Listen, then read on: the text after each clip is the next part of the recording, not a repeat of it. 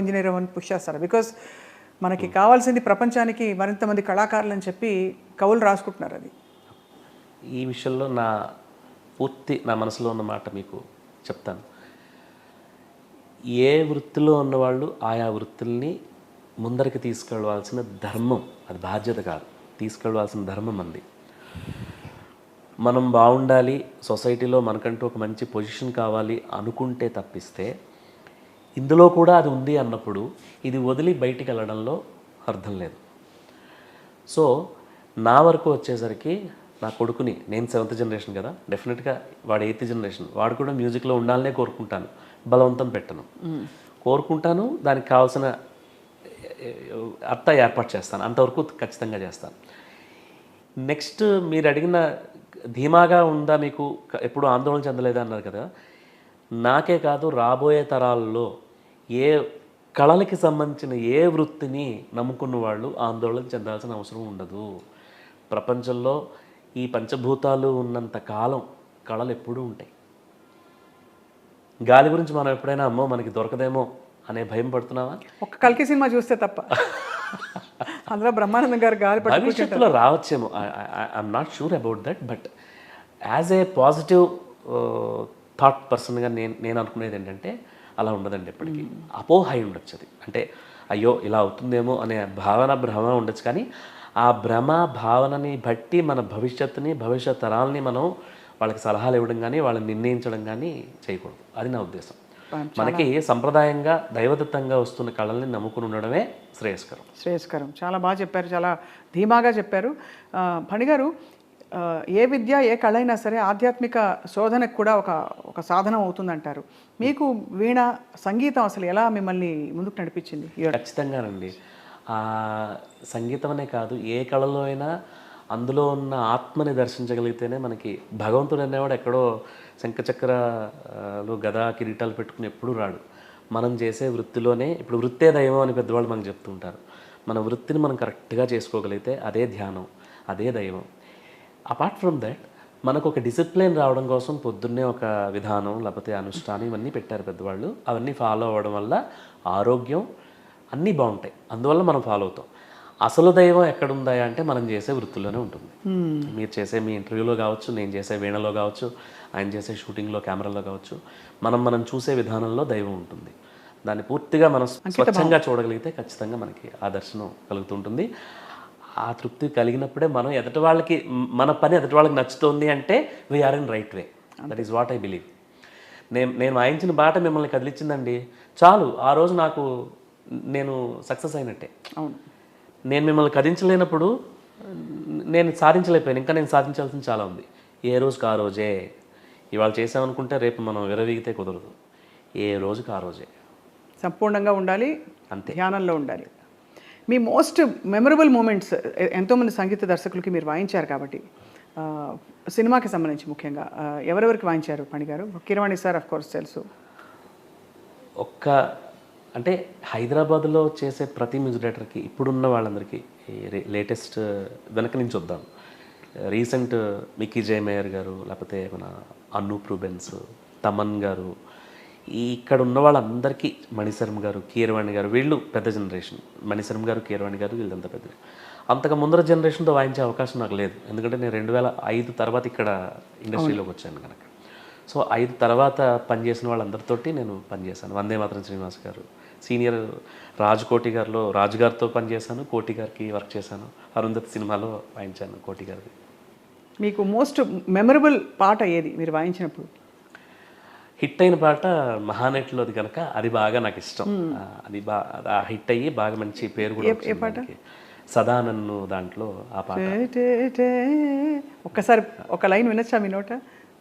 తప్పకుండా వీణ మీద వాయిస్తాను. వీణ మీద వాయించుకుందాం తప్పకుండా. అయ్యో అది కానీ సినిమాల్లో చూసినప్పుడు అంత ఈజీగా మనసే అందాల బృందావనం అని వాయిస్తూ పోతారు. కానీ మామూలుగా పట్టుకొని మీటడమే ఎంత కష్టమో కొద్ది గొప్ప సంగీతం తెలిసిన వాళ్ళకే తెలుసునండి. అని వాయించుకుంటూ పోతారు. సో మీకు ఎప్పుడైనా నవ్వుకుంటారా?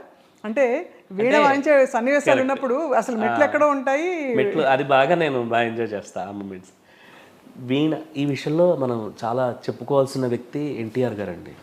ఆయన వాటిల్లో చాలా వీణ సీన్లో వీణ స్వరస్థానాలు ఎక్కడొస్తాయో ఆయన అక్కడే వాయిస్తారు. ఆయన వాయించినా వాయించకపోయినా అది తెలుసుకుని వాయిస్తారు. ఆయన నటులు కాదు, నట కిరీటి అన్నారు, అందుకే ఉత్తినే అనలేదు. ఈ కొంతమంది పాపం పెద్దవాళ్ళు హీరోయిన్స్ వాళ్ళకి తెలియదు వీణ వచ్చి ఉండకపోవడం వల్ల. పైన తారాస్థాయి స్వరాలు వస్తే కిందన గమకాలు తీసేస్తూ ఉంటారు, కిందన వాయిస్తుంటే పైన చాలా స్పీడ్గా చేతులు కదిపేస్తూ ఉంటారు. అసలు కదిపే బిట్టే కాదు. అలాంటివి చూసి నవ్వుకుంటూ ఉంటా. అదే అవును. ఎన్ని రకాల వీణలు ఉంటాయి ఫణి గారు? మనకి చిత్రవీణ అని ఒకటి ఉంది. చిత్రవీణ అంటే ఏమిటి? యాక్చువల్గా సరస్వతి వీణలోంచి వచ్చిన రకాలేనండి ఇవన్నీ కూడా. వీణలో మనకి రుద్రవీణ అనేది ఒకటి హిందుస్థాన్ అంటే బేస్ ఎక్కువ ఉండి 2 సైడు పెద్ద తుమ్మలు ఉండి చాలా బేస్ వస్తుంది. మీరు వాయిస్తారా రుద్రవీణ కూడా? ఒకసారి వాయించాను, ముంబై వెళ్ళినప్పుడు చూశాను. అది రెగ్యులర్ వీణలాగా ఉండదు, అది కూడా రెగ్యులర్ వీణే, బట్ సైజులో పెద్దది ఉంటుంది, బేస్ ఎక్కువ వస్తుంది దానికి. సో ఇక మిగతా తర్వాత వచ్చే మధుర వీణలు, చిత్రవీణ, ఇవన్నీ. చిత్రవీణ అంటే వేరు, గోటు. చిత్రవీణ అంటే మెట్లు లేని స్లైడింగ్ ఎక్కువ, హవాయిన్ గిటార్ స్టైల్, మనకి సినిమాల్లో హవాయిన్ గిటార్ ఉండేది కదా, అలాంటి సౌండ్ వచ్చేది చిత్రవీణ. సో వీణకి మెట్లు లేకుండా ఉన్నది అది చిత్రవీణ. ఇంకా మిగతా తంజావూరు, నూజివీడు, బొబ్బిలి, రకరకాల అంటే చేతని ప్రాంతాన్ని బట్టి వచ్చిన పేర్లు తప్పిస్తే అన్నీ సరస్వతి వీణల కిందకే వస్తాయి. ఇప్పుడు నేను వాయించే మధుర వీణతో సహా మధుర వీణ అంటారు, దీన్ని మధుర వీణ అంటారు. ఇది ఎలక్ట్రిఫైడ్ వీణ, ఎలక్ట్రికల్ వీణ కాదు. వీణనే ఎలక్ట్రిఫై చేశారు. ఇందులో భాగంగానే నించుని మెడలో వేసుకుని వాయించే ప్రక్రియని అది ఫస్ట్ నేను వాయించాను. అది ఎలా అంటే, మన ఇళయరాజా గారికి పద్మవిభూషణ్ వచ్చినప్పుడు మనం ఎవరైనా బాగా ఇచ్చేస్తే మనం ఏం చేస్తాం, లేచి నిలబడి చప్పట్లు కొడతాం. నేను చప్పట్లు కొట్టడం అంటే అందరూ చేసే పని, నేను పాట వాయించి వినిపించాలి, లేచి నించుని వాయించాలి. ఆ థాట్లో ఆయనకి నించుని ట్రిబ్యూట్ ఇస్తూ వీణ వాయించాను. ఆయన విన్నారా? అంటే వినే అంత వీడియో చేసి పెట్టాను, ఆయనకి ట్రిబ్యూట్ టు ఇళయరాజా గారు అని. అది చాలా హిట్ అయింది. అది యూట్యూబ్లో కీరవాణి నా స్ట్రింగ్ వింగ్స్ ఛానల్లో ఉంటుంది అది. సో అది బాగా హిట్ అయింది. సో అప్పటి నుంచి నించుని వాయించడం అనేది ఒక ప్రక్రియ కింద స్టార్ట్ అయింది. అది చూసి, ఆ వీడియో చూసి కేరళ నుంచి ఒక అతను ఫోన్ చేసి, సార్ నేను మీకు వీణ నించుని వాయించడానికి అనుకూలంగా మెడలో వేసి గిటార్ లాగా చేసిస్తాను సార్, తీసుకుంటారన్నాడు. అయ్యో ఎందుకు తీసుకున్నాను, నేనే ఎవరైనా చేసేవాళ్ళు ఉంటే చూస్తున్నాను, ఫోన్ చేసామని అతన్ని. అలా ప్రారంభమైంది గిటార్ మళ్ళీ వేసుకుంటా, దానికి వీటార్. అబ్బో, అది ఇదంతా ఇది మీ అంటే మీ సృజన? యాజ్ ఆఫ్ నో 2017లో నేను స్టార్ట్ చేశాను వాయించడం. అంతకుముందర ఎవరు మీకు తెలియదు, అది మనకు నాకు తెలియదు, ఉందేమో తెలియదు. నేను చేసిన తర్వాత చాలా మంది చేయడం చూశాను నేను. ఎవరికి వాయించాలని మీరు తప్పించిపోతున్నారు? ఏ సంగీత దర్శకుడికి? రెహమాన్ గారు ఉన్నారు, మన రాజా సార్ ఉన్నారు, ఇంకా శరత్ గారు ఉన్నారు, చాలా విద్వాంసుల గురించి. అంటే వీళ్ళతో వాయించాలి, వీళ్ళకి ఎప్పటికైనా వాయించాలనే విపరీతమైన కోరిక అయితే లేదు, కానీ అవకాశం వస్తే తప్పకుండా సద్వినియోగపరచుకుంటాను. అందరూ సరస్వతి పుత్రులే, ఎవరు వీళ్ళు ఎక్కువ వీళ్ళు తక్కువ ఉండదు. ఇచ్చే బిట్లో అంటే నేను ఆలోచించేది, అది చిన్న మ్యూజిక్ డైరెక్టర్ అయినా పెద్ద మ్యూజిక్ డైరెక్టర్ అయినా ఆ బిట్ని మనం వాయించడంలో ఉంటుంది కదా, వాళ్ళు ఏం చెప్పినా మనం వాయించగలగాలి. సో ఆబ్వియస్లీ రాజా గారు, రెహమాన్ గారు, శరత్ గారు ఇలాంటి విషయం ఉన్న వాళ్ళతో పనిచేయడం అనేది అందరికీ ఉన్నట్లుగానే నాకు ఆ అవకాశం వస్తే తప్పకుండా వాయించాలనే అభిలాష అయితే ఉంది. చాలా ఎంత బాగుందో అసలు మీ ఇల్లు ఎంత అందంగా ఉందో. అసలు ఒక సంగీతం, కళలు, మీ శ్రీమతి గారు నాట్య కళాకారిణిగా సుప్రసిద్ధులు. అలాగే మీ వీణలో మీ స్టూడెంట్ కూడా కదా? అవునండి, మా మామయ్య గారు అమ్మాయి. తను చిన్నప్పుడు అమ్మ దగ్గర నేర్చుకుంటాను. ఆ తర్వాత అమ్మ నాకు కృతులు అవి వాయిస్తుంది, నాతో పాటు కాన్సర్ట్స్ అవి తీసుకెళ్ళేవాడిని. ఆ తర్వాత ఇంకా మరదలే అవుతుంది నాకు, మా మామయ్య గారు అమ్మాయి కదా, తన్నే పెళ్లి చేసుకున్నాను. సో నా కెరియర్లో నా సంగీతానికి ఒక మంచి వెనకాల బ్యాక్ బోన్ సపోర్ట్. అంటే ముఖ్యమైన వాళ్ళు చాలామంది చెప్తుంటారు కదా, వాళ్ళ వెనకాల వీళ్ళు ఉన్నారు, అలాగే నా వెనకాల ముందర పక్కన అన్నీ తనుంది. అది చాలా చాలా. అయితే మరి మీ వీణ వినాలని మేము అఫ్కోర్స్ మా షోలన్నీ వెయిట్ చేస్తున్నాయి.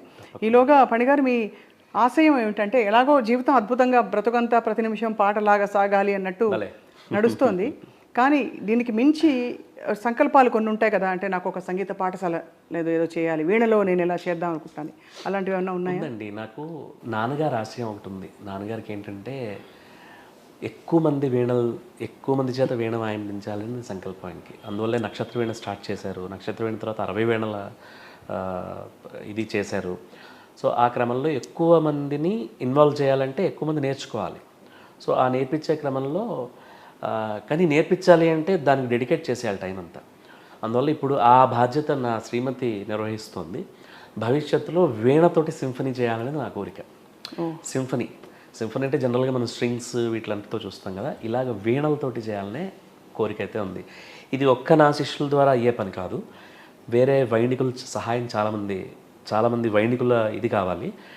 అఫ్ కోర్స్ ఇవాళ రోజున నాకు అందరూ చాలా మంచి స్నేహితులు, పెద్ద పెద్ద వీణ విద్వాంసులు అందరూ కూడా వాళ్ళకి నేను వాళ్ళకంటే చాలా రెస్పెక్ట్ అండ్ ఇంట్రెస్ట్ ఉన్నాయి. రాజేష్ వైద్య గారు చెన్నై కదా, చాలా మంచి మిత్రులు ఆయన నాకు. రాజేష్ వైద్య గారు, డి శ్రీనివాస్ గారు, నాకు వీళ్ళందరూ గురుతుల్యులు. అంటే మనం వాళ్ళ దగ్గర చూసి ఏమైనా నేర్చుకుంటే డెఫినెట్గా వాళ్ళు మనకి ప్రత్యక్షంగా నేర్పించుకున్నా పరోక్షంగా వాళ్ళ దగ్గర నుంచి మనం ప్రభావితం అయ్యేము అంటే వాళ్ళు గురుతుల్యులే మనకి. అంతే కదా.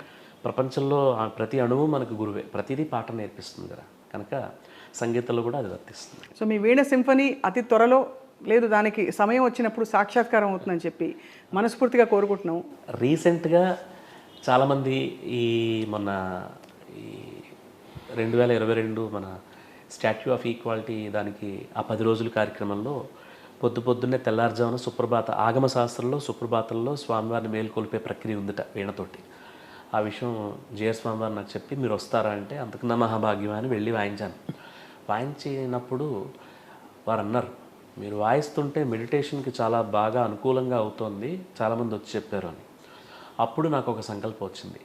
ఇదే ఇన్సిడెంట్ నాకు ఆర్ట్ ఆఫ్ లివింగ్లో కూడా రవిశంకర్ గారు ఆయన బ్లెస్సింగ్స్ కూడా ఇచ్చారు నాకు.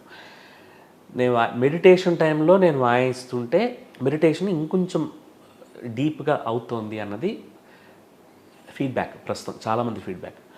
దాన్ని ఇంకా పెంచాలి అనే తాపత్రయం అయితే ఉంది. అంటే నేను ఒక 2-3 రాగాలు వాయించేసి ఒక పావుగంట సేపు వీడియోలు చేసి పెట్టేస్తే అది కుదరదు. Live is live always. అవును. నేను ఇవాళ ఏదైతే భావం వాయించి పెట్టానో 10 ఏళ్ళైనా అదే భావం వస్తూ ఉంటుంది. ఆ భావానికి రోజు మీరు యాక్టివేట్ అవ్వకపోవచ్చు. మిమ్మల్ని నేను ఏ రోజుకి ఆ రోజు ప్రభావితం చేయాలి, ఏ రోజుకి ఆ రోజు నన్ను నేను ప్రభావితం చేసుకుని మిమ్మల్ని నేను కదిలించగలగాలి. ఆ యోగం కలిగినప్పుడే మనకి అసలైన సిద్ధి. ఎనర్జీ వల్ల దానికి ఆ ఎనర్జీని పంచడానికి నా భవిష్యత్ ప్రణాళికలో అదే ముఖ్యం నాకు. ఈ సింఫనీ కూడా ఇది అయిపోయిన తర్వాత వాట్ నెక్స్ట్ ఏముండదు, అది కూడా చేసేస్తాము. కానీ అది అయిన తర్వాత అసలైనది పారమార్థికమైన కోరిక ఏమైనా ఉందంటే ఇదే. నేను వాయిస్తూ ఉంటే అవతల వాళ్ళు ఆ మెడిటేషన్ దాంట్లోకి వెళ్ళి వాళ్ళకు ఒక స్వాంతన చేకూరాలి, అది నా కోరిక. మీకు భగవంతుడి వల్ల అన్ని గుణగణాలు మీలో ఉన్నాయి ఫణి గారు. మీరే చాలా అంటే ఒక యోగిలాగా మీ ప్రయాణాన్ని, సంగీత ప్రయాణాన్ని ఎంతో చక్కగా నిలకడగా జరుపుకుంటూ వచ్చారు. ఇలాగా మా అమ్మగారి నాన్నగారి ఆశీర్వాదం, మా పూర్వీకుల వాళ్ళ ఆశీస్సులు ఇవన్నీ చాలా ఉంటాయండి. మన గొప్పతనం కాదు ఇదేమి. మనం అనుకుంటాం ఇదేదో మనం సాధించామని, కానీ కానే కాదు. ఇదంతా భగవంతుడి ఆశీర్వాదం. మన చుట్టుపక్కల ఉన్న వాళ్ళకి మనం చేసేదాని ప్రతిఫలమే మనకు వచ్చే ఇది ఏదైనా కానీ, అది నేను నమ్ముతాను. చాలా చాలా గొప్పగా ఉంది ఫణి గారు మీతో కొన్ని ఇలాంటి అంశాలని పంచుకోవడం. మీ ప్రయాణంలో మేము కూడా భాగమై అప్పుడప్పుడు మిమ్మల్ని అలా మీరు వీణ మీటుతున్నట్టు మా ఐ డ్రీమ్ బృందం వచ్చి మిమ్మల్ని అలా కదిలిస్తూ ఉంటాం. మీరు మంచి విషయాలు మాకు చెప్పాలి, మంచి పాటలు మీ వీణ వినాలని, మంచి కీర్తనలు పాటలు. అలాగే ఇప్పుడు మీరు ఏమనుకోకపోతే మాకు కొన్ని తప్పకుండా అనిపిస్తాయి. రైట్, ఈ సందర్భంగా మిమ్మల్ని నేను ఒక కోరతా. చెప్పండి సార్. ఐ డ్రీమ్ తరఫున మీరు ఒక మాట ఇవ్వాలి. సంగీతానికి పర్టికులర్గా ఇన్స్ట్రుమెంట్స్ సైడ్కి సింగర్స్కి చాలా మంచి అవకాశాలు వస్తున్నాయి, చాలా సంతోషిస్తున్నాను.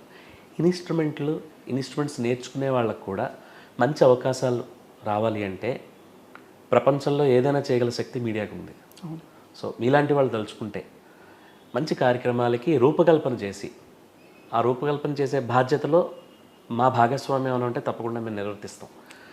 దానికి మీలాంటి వాళ్ళు పుష్ ఉంటే కనుక ఇన్స్ట్రుమెంట్ ప్లేయర్స్కి మంచి ఎక్స్పోజర్ వస్తుందని నా ఇవాళ కెమెరా ముఖంగా మీరు చెప్పిన మీ సంకల్పానికి మేము కూడా జోడిస్తూ మా ఆలోచనలని అతి త్వరలో, ముఖ్యంగా బాగా పాపులర్ అయిన పాటల్లో